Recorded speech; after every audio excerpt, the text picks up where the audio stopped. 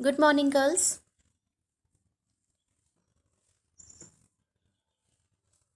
Good morning ma'am. Good morning बच्चों।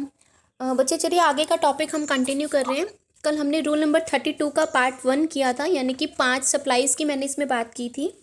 First supply हमने की थी इसमें foreign currency including money changing. उसके रूल्स थे। रूल्स में हमने कहा था कि या तो दोनों जो करेंसी एक्सचेंज हो रही है उनमें से एक इंडियन करेंसी होनी चाहिए, आरबीआई का रेफरेंस रेट गिवन होना चाहिए। अगर आरबीआई का रेफरेंस रेट गिवन नहीं है तो हमने कहा था कि 1% लेके चलेंगे। जितना भी अमाउंट आपने इंडियन करेंसी में अगर कन्वर्ट कराया है इनडायरेक्टली, उस केस में उसका 1% लेना था। सेकंड केस था कि अगर दोनों करेंसीज में से कोई भी करेंसी इंडियन करेंसी नहीं है, ये फर्स्ट मेथड था। सेकंड मेथड हमने किया था कि कोई सप्लायर ऑफ सर्विसेज अगर लमसम पे करना चाहता है, दोनों मेथड्स में कोई भी एक मेथड अगर कोई सप्लायर ऑप्ट करता है तो फाइनेंशियल ईयर के बीच में कभी भी मेथड को चेंज नहीं कर सकता था। ये था रूल 32 का सबसेक्शन 2। सबसेक्शन 1 ये कहता है कि आप इस तरह की सप्लाईज की वैल्यू कैसे निकालोगे। ये 32 का पार्ट 1 था। 32 का पार्ट 2 जो हमने फॉरेन करेंसी कल किया। अब हम इसके नेक्स्ट टॉपिक को कंटिन्यू कर रहे हैं। बच्चे पीडीएफ में से देखिए, नेक्स्ट जो सेकेंड पॉइंट है that is provision relating to determination of value of service of booking of tickets. यानी कि अगर आप कहीं बाय एयर ट्रेवल करना चाहते हो और आप उस टिकट को ट्रेवल एजेंट की हेल्प से बुक करा रहे हो, तो इस केस में आपको वैल्यू ऑफ सप्लाई कैसे निकालनी है। अगर आपकी डोमेस्टिक बुकिंग्स हैं या फिर इंटरनेशनल हैं, अगर आपकी इंडिया में ही बुकिंग्स हैं यानी डोमेस्टिक हैं, आप ही की कंट्री में हैं, तो इस केस में आप जितना भी किराया दे रहे हो उसका 5%। और कौन सा किराया? बेसिक वाला। आई रिपीट, आपकी बुकिंग्स 2 टाइप की हो सकती हैं, डोमेस्टिक बुकिंग्स और इंटरनेशनल बुकिंग्स। अगर आपकी इंडियन ही बुकिंग्स हैं, डोमेस्टिक है, तो बेसिक फेयर का 5% आपका वैल्यू ऑफ सप्लाई माना जाएगा। और अगर आपकी बुकिंग इंटरनेशनल लेवल की है तो आपको 10% आपका वैल्यू ऑफ सप्लाई कंसीडर होगा। अब ये बेसिक फेयर क्या है? ऐसा फेयर, ऐसा किराया जिस पे एयरलाइंस एयर ट्रेवल एजेंट को कमीशन पे करती हैं, यानी कि उनके सारे एक्सपेंसेस को इंक्लूड नहीं किया, सिर्फ बेसिक पे को इंक्लूड किया। जैसे आपने सैलरी वाला चैप्टर पढ़ा हुआ है इनकम टैक्स में, तो उसमें जो एक टर्म आप यूज़ करते हो बेसिक सैलरी, और बाकी अलाउंसेस आप बाद में ऐड करते हो। सेम केस बेसिक फेयर जिस पे एयरलाइंस एयर ट्रेवल एजेंट को कमीशन देते हैं, उस वाले बेसिक एयर का 5% और 10% ये आपका value of supply of service consider होगा। थर्ड पॉइंट ये है value of service in relation to life insurance business. अब इसमें आपके पास 3 ऑप्शन आएंगे। पहला ऑप्शन, अगर आपकी पॉलिसी रिस्क तो कवर कर ही रही है, साथ में आपने जो अमाउंट इंश्योरेंस कंपनी में, लाइफ इंश्योरेंस कंपनी में अगर उनकी कोई स्कीम लेके आप इन्वेस्ट करना चाहते हो, तो कितना आपका वैल्यू ऑफ सर्विस कितना बनेगा। बच्चे लेफ्ट हैंड साइड में आपके सर्कमस्टांसेस हैं और राइट हैंड साइड में जहां मैंने ग्रोस प्रीमियम चार्ज लिखा है, ये हमारी वैल्यू ऑफ सर्विस काउंट होगी। ये वैल्यू क्या है? जितना आप प्रीमियम दे रहे हो माइनस उसमें से कितना अमाउंट पॉलिसी होल्डर के बिहाफ पे इन्वेस्ट कर दिया गया है। आई रिपीट, टोटल जितना प्रीमियम आपने दिया है वो माइनस उसमें से कितना अमाउंट पॉलिसी होल्डर के बिहाफ पे इंश्योरेंस कंपनी ने कहीं पे इन्वेस्ट कर दिया है और उसके बेनिफिट्स पॉलिसी होल्डर को दे रहे हैं। तो इन दोनों में से जो डिफरेंस आएगा वो डिफरेंस आपको लेना है as a value of supply of service related to insurance business in which investment has been done. Second case, जब आप एन्युटी पॉलिसी ले रहे हो, यानी कि आप ईयर में सिर्फ एक ही बार प्रीमियम चार्ज कर रहे हो, प्रीमियम दे रहे हो, उस कंडीशन में जितना भी प्रीमियम आप दे रहे हो उसका सिर्फ 10% ही आपने वैल्यू ऑफ सर्विस डिटरमाइन करना है। थर्ड, अगर ना तो आप एनुअली पे कर रहे हो ना ही आप इन्वेस्टमेंट कर रहे हो और कोई केस है, तो जितना भी आप प्रीमियम दे रहे हो फर्स्ट ईयर में 25% प्लस फ्यूचर के ईयर्स में जितना भी दे रहे हो उसका 12.5%। यानी कि आप अगर आपका फर्स्ट ईयर है, जैसे ही आपने पॉलिसी ली है तो उस फर्स्ट ईयर में आपका वैल्यू ऑफ सर्विस बनेगा 25%, जितना प्रीमियम आपने दिया है वो, और उसके आने वाले सालों में 12.5% आपको देना है। लास्ट पॉइंट आता है, अगर किसी सप्लायर ने सिर्फ रिस्क कवर करने के लिए पॉलिसी दी है तो जितना भी अमाउंट पॉलिसी होल्डर से आप चार्ज कर रहे हो वो सारा का सारा प्रीमियम अमाउंट आपका वैल्यू ऑफ सप्लाई में कंसीडर होगा। बच्चे ये हमारा थर्ड पॉइंट था लाइफ इंश्योरेंस बिजनेस के केस में। हाँ जी बेटा, हाँ जी बच्चे फोर्थ पॉइंट है, अगर कोई सप्लायर सेकंड हैंड गुड्स को सेल परचेज कर रहा है, इस स्कीम का दूसरा नाम होता है मार्जिन स्कीम, जिसमें सप्लायर सेकंड हैंड गुड्स को सेल परचेज कर रहा है। यहाँ पे हमने लिखा है कि अगर कोई पर्सन सेकंड हैंड गुड्स को खरीद और बेच रहा है, कब? जब उसमें कुछ माइनर प्रोसेसिंग कर रहा है, जब ऐसे चेंज करने के बाद उन गुड्स की बेसिक नेचर में कोई चेंज नहीं आता, तो कोई डीलर, कोई सप्लायर ऐसी गुड्स को, ऐसी सेकंड हैंड गुड्स को भी बेच सकता है। और तभी ये एप्लीकेबल होगी मार्जिन स्कीम जब आपने उसके ऊपर आईटीसी भी नहीं लिया। आईटीसी कौन नहीं लेगा? तो यहाँ पे कौन सा केस फॉलो होता है? रिवर्स चार्ज वाला। अगर सप्लायर आईटीसी ले रहा है, यानी कि जब वो गुड्स को बेचेगा तो वो अगर आईटीसी लेना चाहता है अपने आउटवर्ड सप्लाई पे, अपनी सेल्स पे, अगर वो रजिस्टर्ड है सप्लायर तो ही ले सकता है। लेकिन इस सेकंड हैंड गुड्स के केस में अगर आप मार्जिन स्कीम का बेनिफिट उठाना चाहते हो तो ये सिर्फ तभी पॉसिबल है जब आप सेकंड हैंड गुड्स को अगर प्रोसेसिंग के बाद बेच रहे हो और प्रोसेसिंग के बाद बेसिक नेचर में कोई चेंज नहीं आता, वो गुड्स वैसी की वैसी ही रहती है, और सप्लायर ने ऐसी सप्लाइड गुड्स के ऊपर आईटीसी भी नहीं लिया। मींस कौन लेगा? रिसिपिएंट लेगा रिवर्स चार्ज के अंडर। तो ही आप ऐसी स्कीम के अंडर सेकंड हैंड गुड्स की वैल्यू को डिटरमाइन कर सकते हो। यहाँ पे आपका वैल्यू ऑफ सप्लाई क्या होगा? Difference between selling price and purchasing price. SP मतलब सेलिंग प्राइस और पीपी मतलब परचेजिंग प्राइस। यानी कि आप जब माइनस करोगे, आपका अब ये देखो, अगर सेलिंग प्राइस ज़्यादा है, मान लो सेलिंग प्राइस आपका 1 लाख है और आपका परचेजिंग प्राइस 90,000 है। इसको अब अगर आप घुमा के देखो, वापस उल्टा कर दो, यानी कि किसी डीलर ने अगर कोई सेकंड हैंड गुड्स पहले ली, वो ली हमने 90,000 में, दैट इज़ परचेज प्राइस। फिर उसने प्रोसेसिंग की, उसके ऊपर प्रोसेसिंग में उसका मान लो 5,000 7,000 जितना भी खर्चा आया वो उसने ऐड कर दिया। लेकिन जब वो उस चीज़ को बेचेगा, 90,000 परचेज प्राइस प्लस 5,000 जो उसने प्रोसेसिंग किया है, अब वो उसको 95 में ना बेच के बल्कि उसको 1 लाख में बेच रहा है, तो सेलिंग प्राइस 1 लाख, यानी कि सेलिंग प्राइस ज़्यादा है परचेजिंग प्राइस से। तो जितना भी वो डिफरेंस आएगा उस डिफरेंस को हम मार्जिन कहेंगे और वही मार्जिन हमारा वैल्यू ऑफ सप्लाई माना जाएगा। अगर सेलिंग प्राइस कम रह जाता है, परचेजिंग प्राइस ज़्यादा है, तो नेगेटिव में आएगा। अगर नेगेटिव वैल्यू ऑफ सप्लाई है तो ऐसी अब सप्लाई की वैल्यू को हमें इग्नोर करना है। तीसरा, अगर दोनों बराबर हैं, कोई मार्जिन नहीं है, तो उसके ऊपर जीएसटी भी नहीं लगेगा। बच्चे क्लियर है यहाँ तक? Girls, is it clear to you? Yes ma'am. उसके बाद इसके कुछ इम्पॉर्टेंट पॉइंट्स हैं। हाँ जी काजल बोलो। मैम यही है कि जो भी सप्लाई हो रही है उसे आगे हम जितना बढ़ाते जा रहे हैं और जो बंदा उसमें जितना ऐड करता जा रहा है उस ऐड के ऊपर ही वो टैक्स देगा।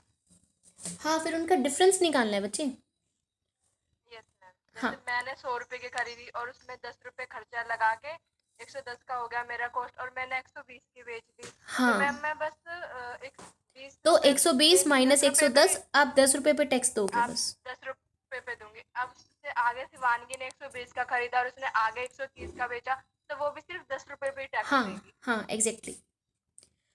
उसके बाद बच्चे पॉइंट है the purpose of margin scheme. हम मार्जिन स्कीम क्यों लगा रहे हैं? अभी आपने कहा कि सिर्फ 10 रुपीज़ पे देना है, क्यों? ताकि आप डबल टैक्स से बच सको। क्योंकि जब आपने कोई गुड 100 रुपये की खरीदी है तो आप वहाँ टैक्स देकर आए हो। अब जितना सिर्फ वैल्यू एडिशन हुआ है उस एडिड वैल्यू पे ही टैक्स देना है। टोटल अमाउंट पे, जैसे 100 पे दिया, 110 पे दिया, फिर 120 पे दिया, आगे अगर कोई 120 से भी ज़्यादा पे सेल कर रहे हैं तो आप पूरे अमाउंट पे बार बार टैक्स ना दो, सिर्फ एडिशनल जो ऐड हुआ है उसी पे आपको टैक्स देना है। मार्जिन स्कीम सिर्फ इसीलिए कहती है कि आपने जितना एडिशन किया उसी पे टैक्स लगाओ, नहीं तो गुड्स बार बार सप्लाई चेन में एंट्री होती जाएगी, आप कितना आईटीसी बार बार देते जाओगे। इस कंडीशन से बचने के लिए, ज़्यादा टैक्स लायबिलिटी से बचने के लिए सिर्फ मार्जिन के ऊपर ही टैक्स लगाया जाएगा। उसके बाद अगर कोई पर्सन सेकंड हैंड गुड्स खरीद रहा है, बच्चे इस पॉइंट को प्लीज़ ध्यान से कीजिएगा, कोई पर्सन जो कि सेकंड हैंड गुड्स खरीद रहा है, सप्लायर को उसने टैक्स की पेमेंट कर दी, इट मीन्स सप्लायर ने उन गुड्स का प्राइस भी ले लिया और टैक्स भी ले लिया, तो यहाँ पे आप क्या करोगे, अगर उस सप्लायर ने आईटीसी नहीं लिया, अगर ये रूल आपका तभी काम करेगा अगर सप्लायर ने आईटीसी नहीं लिया, तो ही आप इस मार्जिन स्कीम के अंडर सिर्फ 10 रुपीज़ 20 रुपीज़ जो भी हमने एग्जाम्पल किया उसके अकॉर्डिंग चार्ज कर सकते हो। लेकिन अगर कोई सप्लायर आईटीसी ले चुका है, अपनी सेल्स पर वो आगे जो उसने टैक्स पे किया था उसका बैलेंस अगर वो ले चुका है, तो ऐसी सप्लाई को आप इस मार्जिन स्कीम या सेक्शन रूल 32 के अंदर उसकी वैल्यू ऑफ सप्लाई को डिटरमाइन नहीं कर सकते। इसके लिए आपको जीएसटी के नॉर्मल प्रोविजंस के अकॉर्डिंग ही मानना पड़ेगा, जो कि हमने स्टार्टिंग वाले चैप्टर्स में किया था। अभी ये जो आपने सेल परचेज की बात की, सारा इंटर स्टेट था। अगर सेकंड हैंड गुड्स आपकी एक ही राज्य में यानी इंट्रा स्टेट सप्लाई हो रही है और ऐसी सप्लाई को कोई अनरजिस्टर्ड सप्लायर कर रहा है, यानी कि यहाँ पे टैक्स सप्लायर पे नहीं कर रहा है, यहाँ पे टैक्स रिसिपिएंट पे कर रहा है। अनरजिस्टर्ड सप्लायर किसी रजिस्टर्ड डीलर को अपनी गुड्स सप्लाई कर रहा है, तो इंटर स्टेट वाली ऐसी सेकंड गुड्स की सप्लाई जीएसटी रेंज में टैक्सेबल नहीं होगी, उनको एग्जम्प्ट माना जाएगा। ठीक है बच्चे, अगर सप्लायर अनरजिस्टर्ड है, उसने अपने ही स्टेट में किसी रजिस्टर्ड डीलर को सेकंड हैंड गुड्स दे दी, तो वो जीएसटी सीजीएसटी रेंज में टैक्सेबल नहीं है, सेक्शन 15 में वो टैक्सेबल नहीं है। लेकिन अगर ऐसा registered recipient in second hand goods को उस राज्य से बाहर बेचता है तो रूल 32 अप्लाई हो जाएगा, अदरवाइज रूल 32 यहाँ पे अप्लाई नहीं होगा। नेक्स्ट है, आपने वाउचर्स, हाँ जी हाँ जी, फिर सप्लायर पे वो रिवर्स चार्ज वाला केस नहीं आएगा? नहीं आएगा, क्योंकि वो तो रजिस्टर्ड है ही नहीं। पहला सप्लायर रजिस्टर्ड नहीं है, रिसिपिएंट को दिया, रिसिपिएंट रजिस्टर्ड था, उसने टैक्स पे करना है। जब वो रजिस्टर्ड रिसिपिएंट सप्लायर बन के आगे गुड सप्लाई करेगा, तब टैक्स लायबिलिटी इसके अकॉर्डिंग बन जाएगी, रूल 32 के अकॉर्डिंग। अब ठीक है? Yes ma'am. उसके बाद रूल 32 का लास्ट पॉइंट जो आता है, that is value of redeemable. बच्चे रिडीमेबल क्या होता है? मैम जो कुछ टाइम पीरियड बाद रिडीम हो जाए, यानी कि कुछ टाइम के बाद उनकी पेमेंट कर देते हैं, बदले में कुछ और ले लेंगे। अब आपके पास आता है वाउचर्स, कूपन, स्टैम्प्स या टोकन्स। ये स्टैम्प जो आपने लेनी है पोस्टेज वाली नहीं लेनी, बाकी लेनी है। कल मैंने आपको एक एग्जांपल बताया था, आप शोरूम में शॉपिंग करने जाते हो, वो आपको एक कूपन दे देता है कि विद इन 15 डेज आते हो तो आपको एक टॉप फ्री मिलेगी। Remember that? Yes ma'am. तो आप जब उस फ्री टॉप को लेने जाओगे तो उस फ्री टॉप की जितनी भी वैल्यू होगी वही आपकी वैल्यू ऑफ सप्लाई है। हो गया? जैसे बच्चे क्लियर है? शॉर्ट में बताया, बड़ा सिंपल सा एग्जांपल। यस मैम क्लियर है मैम, लेकिन उस टाइम आपने कुछ मील कूपन या वाउचर के एग्जांपल? हाँ, वो एम्प्लॉयज़ को कंपनी दे रही थी, वो था। आगे आगे एग्जांपल ये देखो, अगर कोई सप्लायर जो कि टैक्सेबल है, यानी कि टैक्सेबल पर्सन, वो सप्लायर भी हो सकता है, उसने मील कूपन, खाने के लिए कोई कूपन दिए, उनकी वैल्यू थी 2000 रुपये, तो कितनी वैल्यू पे टैक्स लगेगा? पूरे 2000 पे। दैट्स इट, क्योंकि कूपन्स की जितनी वैल्यू है, यानी कि वो 2000 रुपये का ही तो खाना खाएंगे ना बाहर, तो उस खाने की वैल्यू 2000, इसलिए पूरी वैल्यू टैक्सेबल। रूल 33 आ गया, अगर आपने कोई सर्विसेज दी है प्योर एजेंट के थ्रू, यानी कि अगर कोई खर्चे जो सप्लायर ने करे हैं प्योर एजेंट बनके, किसका एजेंट बनके? रिसिपिएंट का एजेंट बनके। अभी तक आपने पढ़ा था सप्लायर और रिसिपिएंट तो दो अलग व्यक्ति थे, डिस्टिंक्ट पर्सन्स थे, अनरिलेटेड थे। फिर आपने पढ़ा था प्रिंसिपल और एजेंट जो कि रिलेटेड पर्सन थे। एजेंट जब अपने प्रिंसिपल के बिहाफ पे गुड्स को सेल करता है तो वो उनका ऑनर नहीं होता, ना ही वो सप्लायर होता। एक्चुअल सप्लायर तो प्रिंसिपल ही था। अब यहाँ पे टर्म आती है प्योर एजेंट वाली, जब सप्लायर रिसिपिएंट का ही प्योर एजेंट बन के सप्लाई कर रहा है तो उस टाइम पे अगर कोई खर्चे किए जा रहे हैं तो उनको वैल्यू में ऐड नहीं करना। एग्जाम्पल देखो, एक्स इम्पोर्टर है, वाई एक कस्टम ब्रोकर है। तो एक्स वाई को कहता है कि मैं जो कुछ भी इंपोर्ट कर रहा हूँ आप इन सब को क्लियर करने में, वहाँ से गुड्स निकलवाने में मेरी मदद करो। यानी कि वो उस ब्रोकर वाई की हेल्प मांग रहा है, जो भी उसका वो कंसाइनमेंट आया है उसके लिए। तो ऐसे कंसाइनमेंट को वहाँ से रिलीज़ कराने के लिए कस्टम एरिया से, और साथ में एक्स तक जो कि इम्पोर्टर है, एक्स तक ऐसी गुड्स को डिलीवर कराने के लिए वाई अपनी सर्विसेज दे रहा है। लेकिन एक्स के गोडाउन तक वो गुड्स कैसे पहुंचेंगे? ट्रांसपोर्टर की हेल्प भी चाहिए। तो वाई क्या कर रहा है, एक तो उसका वो गुड्स वहाँ से क्लियर करा रहा है और एक्स के गोडाउन तक उन गुड्स को भेजने के लिए ट्रांसपोर्टर की भी हेल्प ले रहा है। एक्स वाई को कह रहा है कि आप ट्रांसपोर्टर की सर्विसेज ले लो, मेरे बिहाफ पे उसको पेमेंट कर दो। आई रिपीट, एक्स ने उस ब्रोकर वाई को ऑथोराइज किया है कि आप गुड्स को मेरे गोडाउन तक पहुंचाने के लिए जो ट्रांसपोर्टर की सर्विसेज ले रहे हो उसकी पेमेंट आप मेरे बिहाफ पे कर दो, आपको मैं रीपे कर दूंगा। ऑब्वियसली, क्योंकि उसने तो सिर्फ कस्टम से गुड्स को छुड़ाने के लिए, अपने कंसाइनमेंट को कस्टम एरिया से बाहर निकालने के लिए हायर किया था, उसके गोडाउन तक पहुंचने के लिए हायर नहीं किया।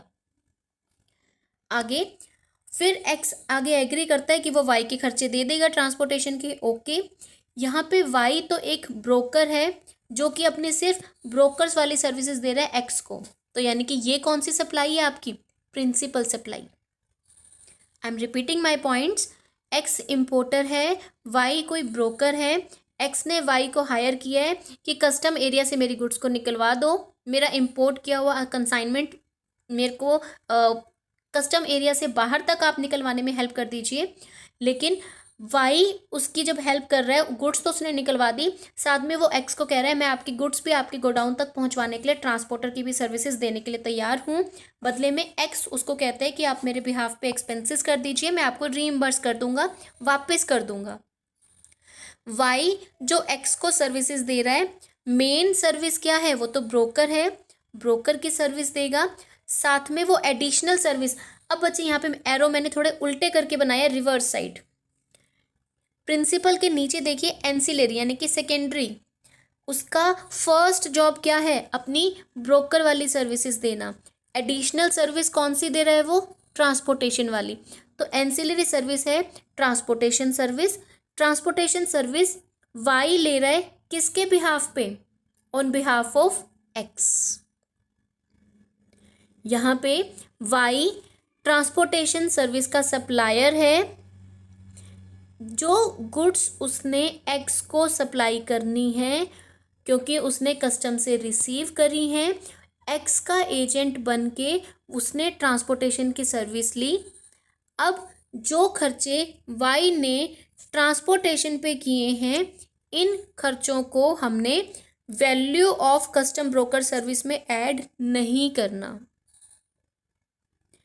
नीचे लास्ट पॉइंट देखिए, जो एक्सपेंसेस वाई ने ट्रांसपोर्टेशन पे किए हैं इनकी वैल्यू हम अलग रखेंगे, लेकिन एक्स और वाई के बीच में जो ब्रोकर सर्विस का कॉन्ट्रैक्ट हुआ है वो वैल्यू ऑफ सप्लाई हमने अलग रखनी है। उसमें हमने ट्रांसपोर्टेशन वाले जो सेकेंडरी सर्विस है उसके पैसे ऐड नहीं करने, हमने सिर्फ प्रिंसिपल सप्लाई के पैसे ऐड करने हैं जो कि वाई ने एक्स को प्रिंसिपल सर्विस दी। क्लियर है बच्चे एग्जाम्पल? गर्ल्स एग्जाम्पल क्लियर है? Yes ma'am. आगे देखो, हो गया बस ये चैप्टर आपका। रूल 34 कहता है कि आपने करेंसी एक्सचेंज कराई है, okay, other than Indian, INR, Indian rupees. अब उसकी वैल्यू कैसे निकालेंगे? गुड्स हैं या सर्विस हैं? अगर गुड्स की आप बात कर रहे हो तो आपकी वैल्यू ऑफ टैक्सेबल गुड्स क्या होगी? जैसा भी central board of excise and customs जैसा भी बताएंगे आपको, उसके अकॉर्डिंग, कस्टम एक्ट है 1962, 1962, ये CBEC है, central board of excise and customs, ये जैसी भी गुड्स की वैल्यू बताएंगे उसी रेट पे हम चार्ज कर देंगे रूल नंबर 34 के अकॉर्डिंग। अगर सर्विस है, same case, generally accepted accounting principles, और साथ में अगर कस्टम से कोई आपकी सर्विसेज रिलीज हुई हैं या फिर गवर्नमेंट, सेंट्रल गवर्नमेंट जैसा भी नोटिफाई करती है, हम उन सर्विसेज की वैल्यू निकाल देंगे। लास्ट है हमारे पास रूल 35। आपने ऐसी सप्लाई की वैल्यू निकालनी है जिसमें सारे GST वाले टैक्सेस ऑलरेडी इंक्लूड है। बच्चे आपको याद है, आप जैसे करते थे कोई अमाउंट निकालते थे, आप करते थे 20/120, कोई कमीशन देना होता था आपने किसी ब्रोकर को, तो आप 5% जैसे दे रहे हो, 5/105 करते थे। सेम केस, जब आपकी वैल्यू में ऑलरेडी टैक्सेस इंक्लूड हैं, ऑलरेडी इंक्लूड है, इसका मतलब जो चीज़ 100 थी उसमें आपने टैक्स मिला के पहले ही आप उसको 105 कह रहे हो, तो इसका मतलब वो चीज़ 100 + 5 करके है, इंक्लूडिंग है। तो टैक्स का अमाउंट सिर्फ और सिर्फ वैल्यू ऑफ सप्लाई तो आपको पता है, यहाँ पे सिर्फ आपने टैक्स किस पे लगाना है, वो वैल्यू जो कि टैक्स के साथ मिली हुई आपके पास सप्लाई की वैल्यू है, मल्टीप्लाई बाय, मान लो 5% है, मल्टीप्लाई बाय 5 डिवाइड बाय 105, यानी कि 100 प्लस वो रेट्स। ठीक है बच्चे? गर्ल्स क्लियर है? वो वैल्यू, मान लो 1 लाख रुपए की सप्लाई है, 5% GST उसके ऊपर आपने पहले ही मिलाया हुआ है, तो आप इसका रिवर्स कर सकते हो, 1 lakh multiply by 5 divide by 105। आगे आपके पास आता है ये जो आपने बच्चे रूल्स किए हैं, रूल 27 से लेके 35 तक, ये सारे रूल्स आपके सेक्शन 15 के सबसेक्शन 4 में आते हैं, सॉरी, क्योंकि 1, 2, 3 हमने पहले किया था, जो कि वैल्यू ऑफ सप्लाई निकाली थी on the basis of transaction value. उसके बाद हमने कहा था जब हम ट्रांजैक्शन वैल्यू के बेसिस पे वैल्यू ऑफ सप्लाई नहीं निकाल सकते, सिर्फ प्राइस ही होल कंसिडरेशन नहीं होता, या फिर गुड्स रिलेटेड पर्सन्स के बीच में ट्रांजैक्ट हो रही है, तो हमने सेक्शन 15 के सबसेक्शन 4 के अंडर ये रूल्स किए थे, रूल 27 से लेके 35 तक। लास्ट एक सेक्शन आता है value in case of specified supplies. जैसे बच्चे आपने पहले स्पेसिफाइड सप्लाईज पढ़ा हुआ है टेक्स्ट में, जो आप कहते थे ना कि टोबैको है, पान मसाला, जो मैंने स्टार्टिंग में आपको बताया था, अल्कोहल है, जो अभी तक स्टेट गवर्नमेंट, हाँ जी, जिनके ऊपर अभी तक गवर्नमेंट ने कुछ भी डिसाइड नहीं किया।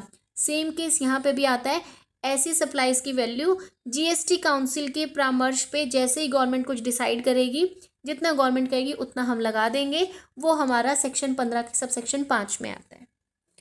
ठीक है बच्चे, क्लियर?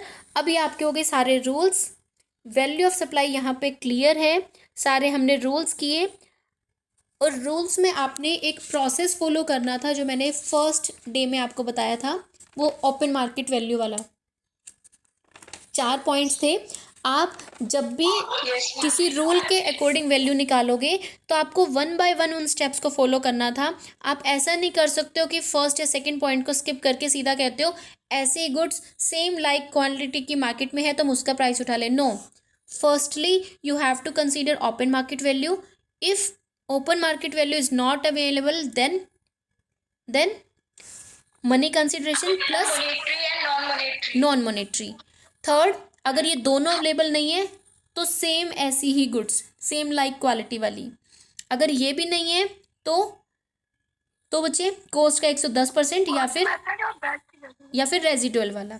ठीक है बच्चे, ये आपका हो गया रूल्स और आपका वैल्यूएशन ऑफ सप्लाई मैम आप दोनों बेसिस पे कि होते हैं। अगर इन चारों में से कुछ भी नहीं होता तो फिर बेस्ट जजमेंट।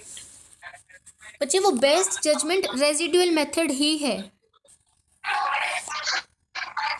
वो 4 मतलब ओपन मार्केट वैल्यू 1 नंबर, 2 नंबर ओपन मार्केट वैल्यू नहीं है तो money plus non money consideration, तीसरा अगर ये दोनों भी नहीं है तो सेम लाइक क्वालिटी, ये भी नहीं है तो चौथा कोस्ट प्लस अगर नहीं कर सकते हो तब रेजिडुअल, और ये कोस्ट प्लस और रेजिडुअल बेस्ट जजमेंट ये आपका 4th पॉइंट में ही आता है। अगर आप इसको 5th कहोगे तो ये गलत हो जाएगा। ठीक है बच्चे, क्लियर? यहाँ पे आपका वैल्यू ऑफ सप्लाई खत्म होता है। कल हम डाउट सेशन रखेंगे और अब तक जितना हुआ है उसका मेरे को एक क्विक रिकैप दे देना, आपके जहाँ पे भी डाउट्स हैं कल हम उनको क्लैरिफाई करेंगे।